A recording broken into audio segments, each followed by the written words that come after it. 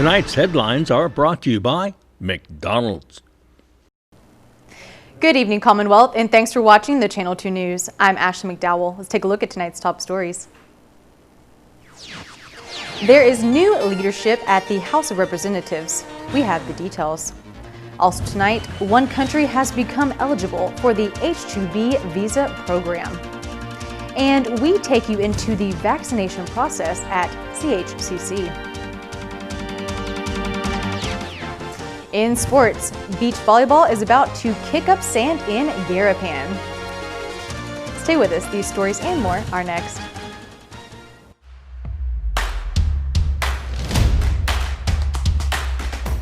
For the different beats of your life, we're here to keep you connected the way you want it. Plans made for you, by you. Build your own bundle with Link. Select the internet, entertainment, mobile, and home phone plans that fit your lifestyle. Pay for what you want, not for what you don't. Build your own bundle and save with Link.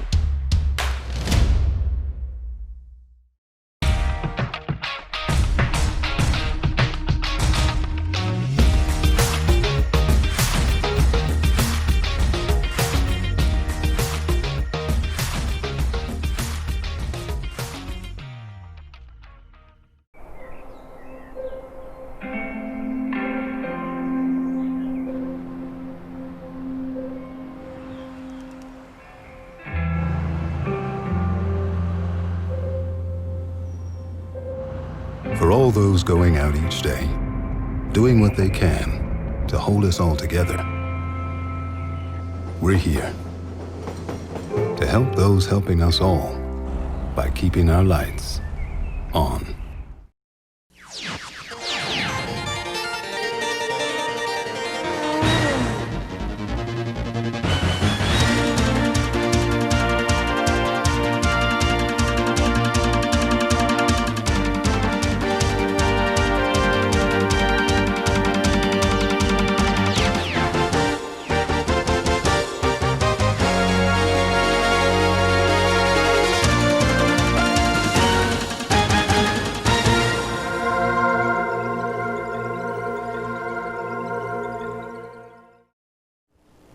Off a day to Rawami and good evening, Commonwealth. Today is Wednesday, January 13th, 2021. We start you off tonight with some breaking news. Chief Prosecutor John Bradley has sent a memorandum to Attorney General Edward Menebusen, stating the AG's office will not prosecute Representative Edwin Probst over sexual misconduct allegations. Stay with KSPN as we bring you more on this. The CNMI Democrats takes over leadership in the House as Representative Edmund Villagomez is elected as Speaker. It was the longest House inauguration and organizational session in CNMI history. The newly inducted members began voting since late Monday morning and finally adjourned session Tuesday evening. Representative Edmund Villagomez won 11 votes in the fourth round of voting and is now Speaker of the House. Villagomez says he is honored. I'm very excited. I feel very honored and privileged to be given this opportunity to serve in this capacity as the Speaker of the House. I look forward to working together with my colleagues, all 19 of them, to move the CNMI forward, to facing the challenges together, and overall just working together for the betterment of the people of the CNMI. Originally, the speakership was between Villagomez and Representative Angel Damapon.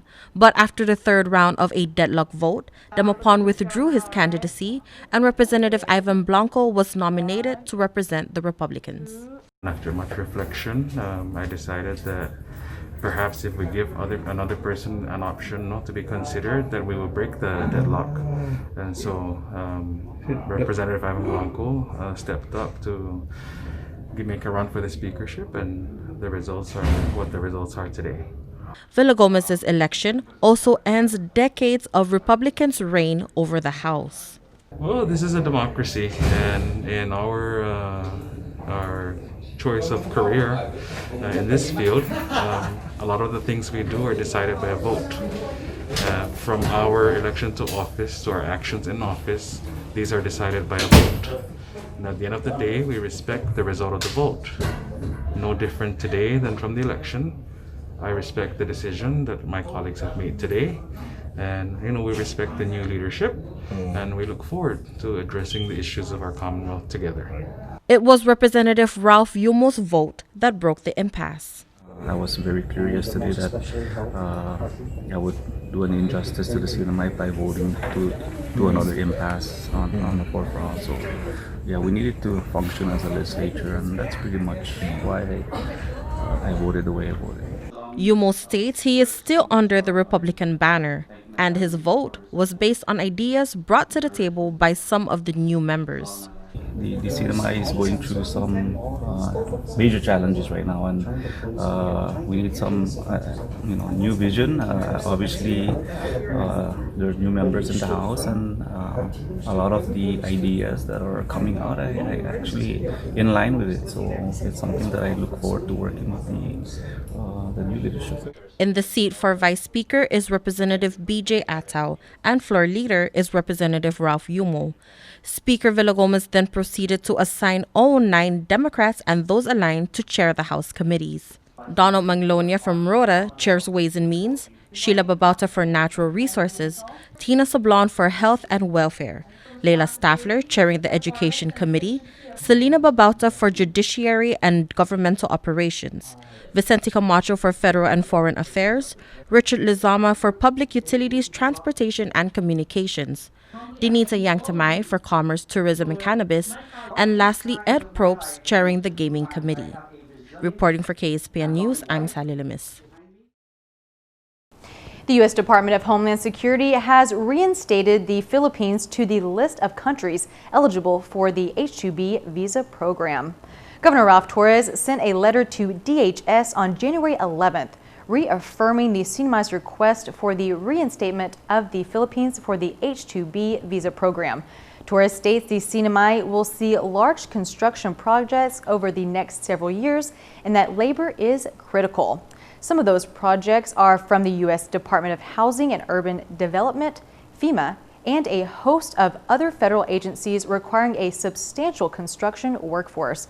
Torres says, given the closeness to Asia, the Philippines remains a key source country for skilled and able construction laborers. Around 400 doses of the COVID-19 vaccine are being given each day at the MCATS Center behind CHCC. And today, KSPN got a tour of the process from beginning to end. Take a look.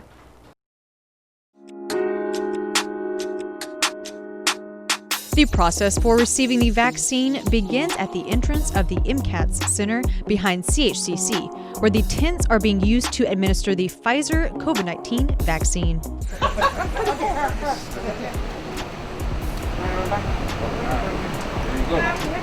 Your temperature is taken, then your ID is presented to the representative, who clears that you have been registered for the first or second dose of the vaccine. Okay, you're registered for your second dose. Here's your card. Thank you. ID. They'll guide you from there. Thank you. Straight ahead, sir. They'll guide you from there. Then it's off to the first tent, where those in line A are receiving the second dose of the vaccine, and those in line B are receiving the first dose. Certification for the second dose. Watch your step. So right now individuals are being checked. They're checking their ID. They're making sure they're here for their right appointment and making sure it's the right vaccine. And then once they confirm that, they'll get a printout. And that printout is kind of like their ticket to get into the vaccination tent.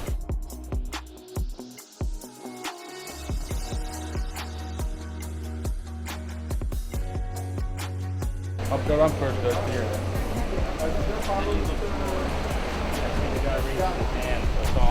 The second tent is Vaccination Tent Central, where the first and second doses are administered.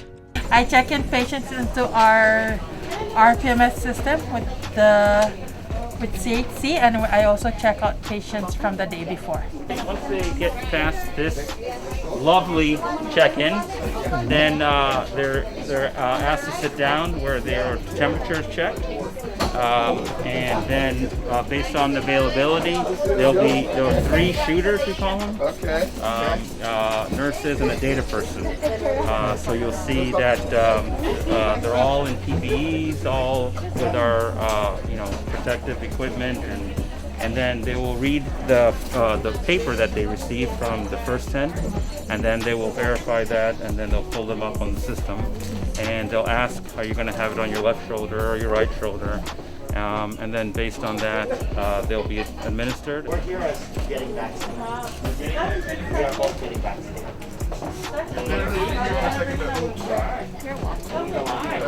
Information is then recorded into the database system.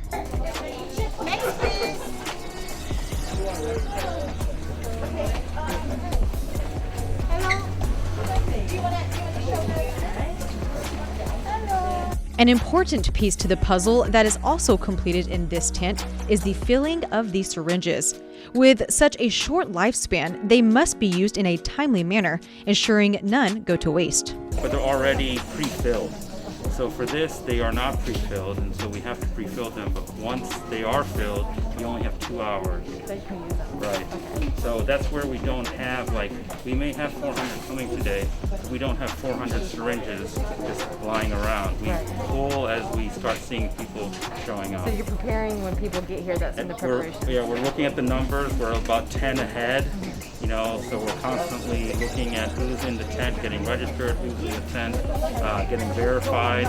After vaccination, it's off to the observation tent. As patients get vaccinated, they come here to be observed by our nurse for 15 minutes, just to see if any reactions occur.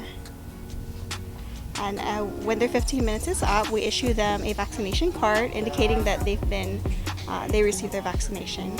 One individual says the process is smooth and was expecting a reward with the vaccination. So this is my second dose. I got my first dose on, I believe it was December 23rd.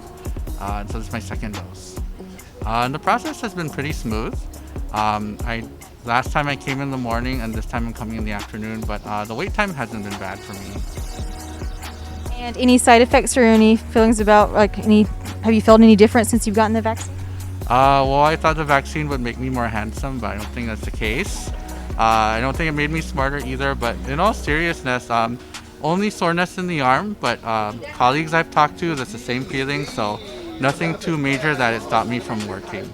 Once observation time is complete and there are no side effects, the individual may go home. CHCC CEO Estramunia says there are 21 days in between the 2 doses of the Pfizer vaccine and that it takes a team to complete the whole process. If you really look around and, as you did your walkthrough, is that there's a lot of people, there's a lot of agencies involved here. You see them from the call center, from DFEMS, you have DPS involved here, CHCC staff, of course, are here as well. And, we do this every day, and sometimes it's 24/7, monitoring the freezer, making sure that everything's, intact and meeting the requirements of the vaccines of storage. So it's a lot of cooperation throughout. You have even CODA bringing patients here. The CNMI continues to remain under state of public health emergency. On January 11th, 2021, Governor Ralph Torres renewed 2 executive orders that declares the CNMI to be under state of public health emergency for another 30 days. The order states that COVID-19 continues to pose a threat to the community, and thus emergency declarations are necessary to respond, quarantine, and ensure the prevention or containment of the virus in our islands. 3 individuals tested positive for COVID-19 through testing upon arrival on Monday's flight. According to CHCC, this brings the total number of confirmed COVID-19 cases in the CNMI to 128 since March. The individuals were already in quarantine and have been moved to the isolated quarantine at Kanoa Resort.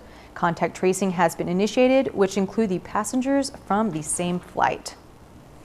Coming up, we take a look at IPI's stock 5 years ago. Stay tuned.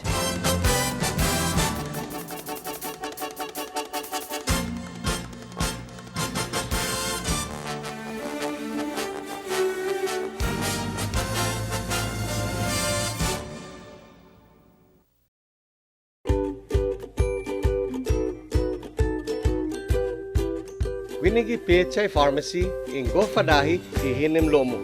Our complete line of pharmaceuticals and lowest prices ensure you get the treatment that you deserve.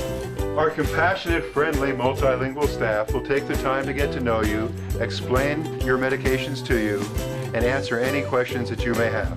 Ngere ayor sumaye ukalweres ren, kutsu wayor sa feye emal ebalusyo klalyam weres. Inumin ang inyong gamot ayon sa inireseta ng inyong doktor at alinsunod sa bilin ng inyong pharmaceutical. We accept most insurance, but in case you don't have coverage, we offer cost-effective generic drugs. PHI Pharmacy, your lifelong partner in health. PHI, the pharmacy you can trust.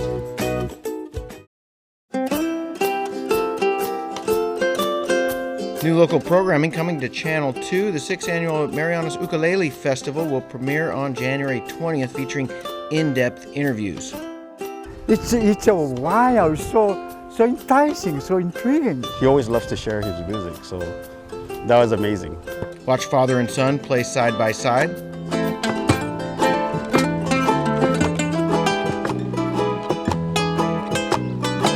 Hawaiian music from Micro Beach.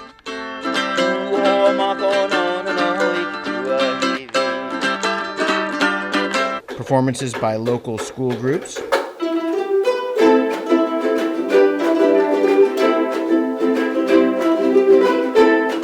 And local favorites like the Sunset Cruisers and Eric Regis.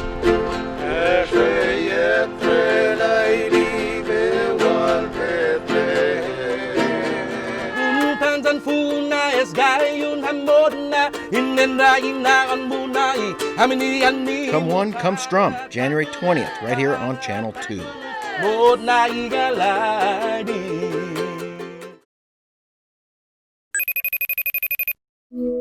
Buenos dias, Kiko. Kaigizu ginigi entrada ni Pacific Docomo. Bangof adjudante isti I Docomo staff gwini. Zambangof maulik exhibitionia. Undang kulu na si Jus maase. Ni una judazitu after manu para be download za babi na sepi isti I ski lino app. Esta ana libranu ju isti za parafa di babi fifila ni para be panapase za pat babi take off ni si doctor. Docomo Pacific in Guaizaha, Pago, za ni mamaila na tempo. Si Jus maase. Welcome back to the Channel 2 News. Just over 5 years ago, the Imperial Pacific stock price on the Hong Kong Stock Exchange was trading at $1.50 Hong Kong dollars. If you had bet on the casino stock, what would be your return on the investment? In 2015, Best Sunshine, a subsidiary company of Imperial Pacific, was reporting billions in wagers in the new temporary casino operated inside the T Galleria, and construction on an integrated resort was beginning across the street. Imperial Pacific, which is listed on the Hong Kong Stock Exchange, was trading at $1.50 Hong Kong per share. Now, if you had decided that was a buy price and invested $10,000 US, that investment now 5 years later would be worth about the cost of dinner for two, as long as you didn't order dessert, $65. Stock is trading at just 1 cent per share in Hong Kong dollars. Tonight we take a look back at a story we ran 5 years ago when an investment banker said that the company's pledge to spend $7 billion in the CNMI and the company's stock price simply did not add up. Financial analyst David Webb runs a site providing reports and independent opinions on many economic matters, many regarding Hong Kong affairs. On January 8, 2015 of this year, he wrote an article, Imperial Pacific Bubble, on his own website. What I mean by a stock market bubble is a bubble in a share price that doesn't reflect reality, that is many times more than what I think the stock is really worth, based on its fundamental net asset value. At the time of the piece, the price for a share of Imperial Pacific stock was around $1.50 in Hong Kong dollars, according to Webb. It's now at about $1.29 Hong Kong dollars as of news time. Looking more closely at the shareholding structure of the company, 19 shareholders own nearly 93% of the company, according to documents released by the Hong Kong Securities and Futures Commission. That's an unusually concentrated ownership structure, which makes it easier for people to manipulate the share price. If only a small number of people hold most of the shares in a company, then it's possible for the share price to be moved around by small amounts of trading in the stock. Webb says that makes the company look bigger than it actually is. He says he did the math and the actual net assets of the company are close to the equivalent of $119 million US. At the time then, the valuation of the company was about 25 billion Hong Kong dollars or 3.2 billion US dollars. But it's about 27 times more than the actual assets of the company after allowing for the cash that they raised recently in a placement. So what Webb is saying, Imperial Pacific is trading at 27 times their net tangible assets. When did you report that to them? When I published the article, which was in January. Webb says he reports the information to the regulator in Hong Kong and they will make a decision to investigate. I just think the financial prospects of running a casino in Saipan are very questionable, given how difficult the people who operate the Tinian casino have found business. This is not the first time Imperial Pacific is reported to the Hong Kong Securities and Futures Commission.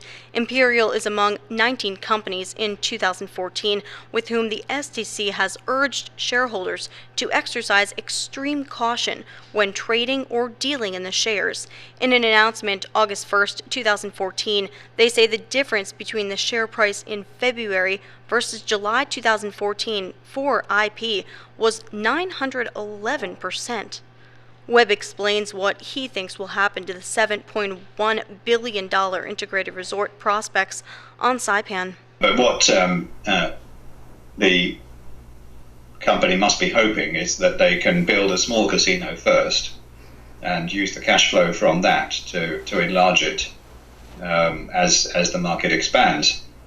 What I think will happen, though, is that they'll build a small casino which will never really get bigger, because it won't generate enough business and cash to pay for the expansion. He believes that construction will then be followed by statements of delays for the rest of the project, and then the plans will be scaled back.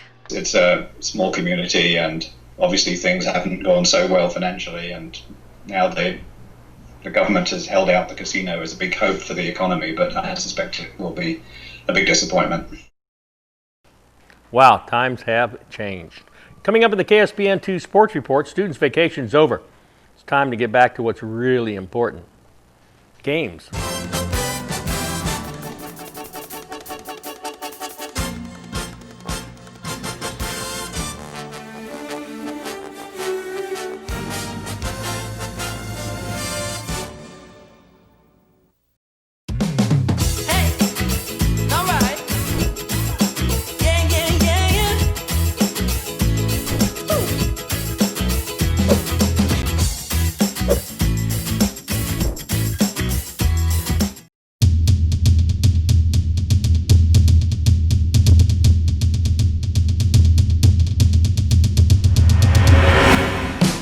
Take your turn at the most unique restaurant on Saipan.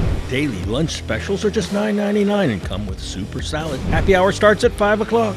And dinner features spectacular sunsets and great food at reasonable prices. 360 can be chartered for parties, events, birthdays, and weddings. Make it special. Make it 360. The best food and view all the way around. A meal replacement smoothie is a great way to keep your fitness goals on track during the holiday season, and they taste great, fast, and easy. The December smoothie of the month is Minty Java Choco Chip, and it's just $5. Check out the Shake Cafe, Gold's Gym, Garapan. Buy one, get one free for the off-road adventure at Marianas Trekking. Come ride our side-by-sides at our best price ever and experience a great 90-minute trail ride. Rain or shine, hopefully rain. Book now at Marianas Trekking. Saturdays and Sundays by reservation. Call 323-8735 or book at marianastrekking.com.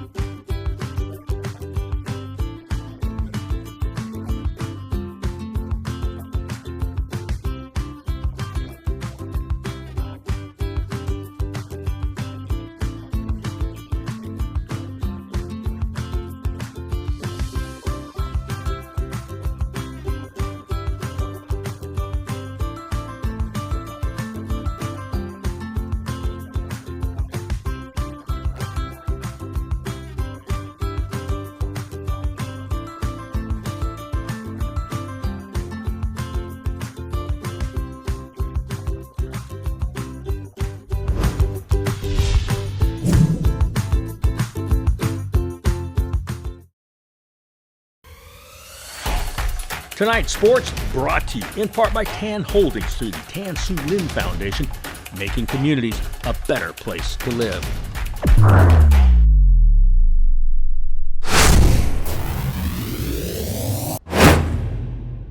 Buenas sports fans.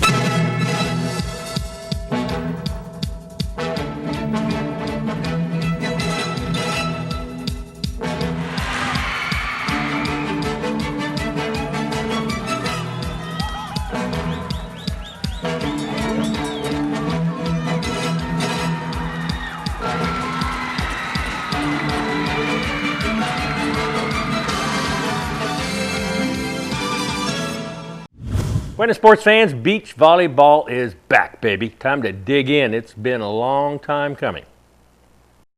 Beach volleyball will soon be back to the sands of Saipan. PSS is coordinating its first ever beach volleyball competition, 4-person teams for boys and girls. Well, we're all set to go. We've got task force approval, and we'll be right down here at the beautiful Fiesta Beach. We should have 4 courts set up. We'll be kicking off everything Saturday morning about 8 a.m. on the 23rd of January. For 6 weeks, we're going to have basically a high school volleyball festival down here at Fiesta. That's PSS Athletic Director Nick Gross saying that a local sports association, in this case the NMI Volleyball Association, will be assisting in the games. PSS Athletic Programs consists of 2 members at the moment, and we wouldn't really be able to pull off much without the support of the federations and the sports that we do offer. And so we're partnering up again with Namiva and Saipan Volley to bring in some of our indoor referees and some of our younger officials. So we're actually meeting down here later today to go over a refresher and make sure that the coaches and the officials know the rules that we're going to apply for our 4-person beach volleyball leagues. Beach volleyball has been up and down over the decades. Wendy Herring was the first organizer when she was at Pacific Islands Club at the beginning of this century. An adult league at the nighttime, very popular. Full moon was out last night, and so was the party. Undefeated Acme Roofing in the near court, taking on Enyo Face. The only loss for Enyo Face came against those roofing guys and gals. Point of the game, Apple goes around Larry's attempted block. Luther with the dig. Jazz goes out of bounds on the other side of the net for the save. Larry to Brandon. Nothing on that slam. Jazz can't get anything on his hit either. Brandon to Ken to Apple. Luther with the save. Mel to Ken to Apple, and this time Luther can't save his team.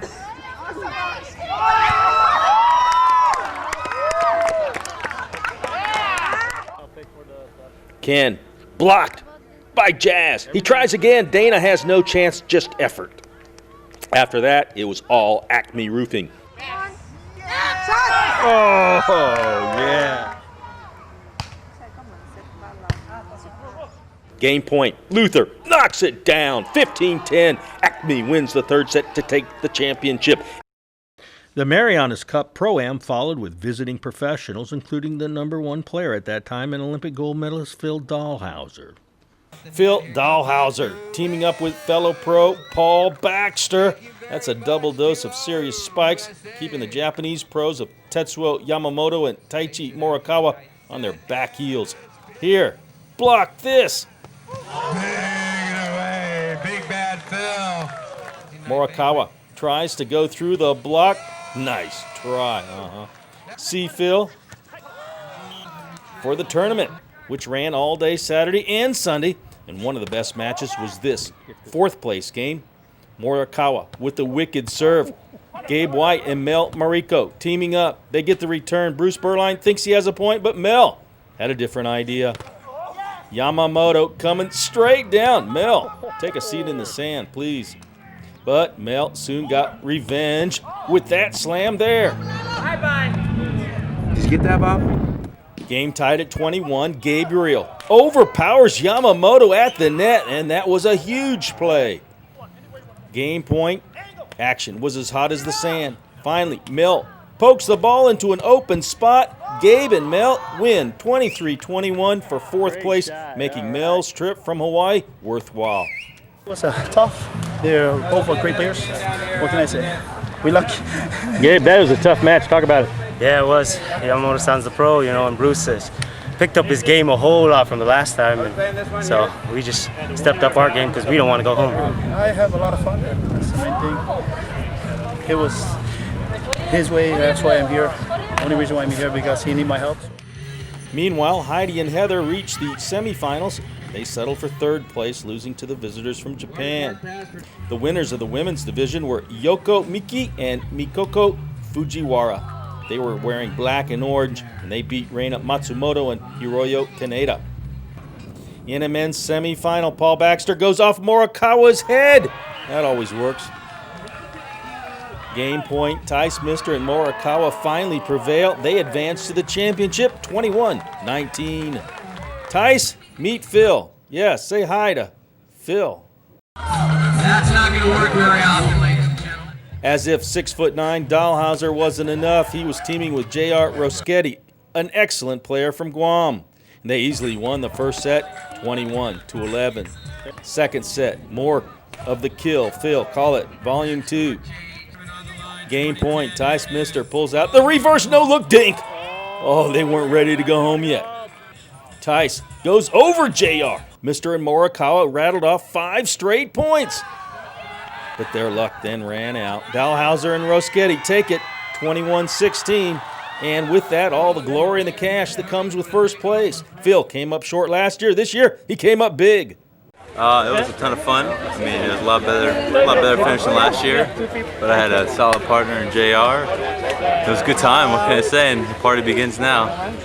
You gonna come back next year? Definitely, if I'm invited, of course. I traveled around the world playing. The Air Force has been pretty good as far as sponsoring me to go overseas and play. So got to play in a bunch of different places, and Saipan just being one of them. Very fun tournament. That was just amazing. Morikawa playing with a pro like this. Morikawa he's everywhere. Tremendous. Talk about tournament. He's very tall. Oh yeah? Yeah. Yeah. Did you have fun? Yeah, very fun. How's it playing against those guys? Yeah. Good player. Yeah. Here's the windup and the pitch. I don't believe what I just saw. Go-karts, off-roading, and the driving range now open at Marianas Trekking. Go-kart track will be open Fridays, Saturdays, and Sundays with 50% off when you book online at marianastrekking.com. Hours 4 p.m. to 7 p.m. Use the promo code HAFA50 to get your discount. Off-roading is open too by reservation. Come on a 90-minute trail ride that is perfect for families. Book online at marianastrekking.com. Golfers, come practice on the driving range. You can even pay online, and we will have the balls waiting for you. Come see us weekends at Marianas Trekking, 323-8735. One of the best things you can do during the pandemic is to get yourself healthy and strong. Gold's Gym is a great place for a tune-up. Wide open workout spaces with dedicated cardio, free weights and machines, personal training, group exercise, and good nutrition. Short-term daytime promo on sale now, just $159 for 3 months. Call 233-4000.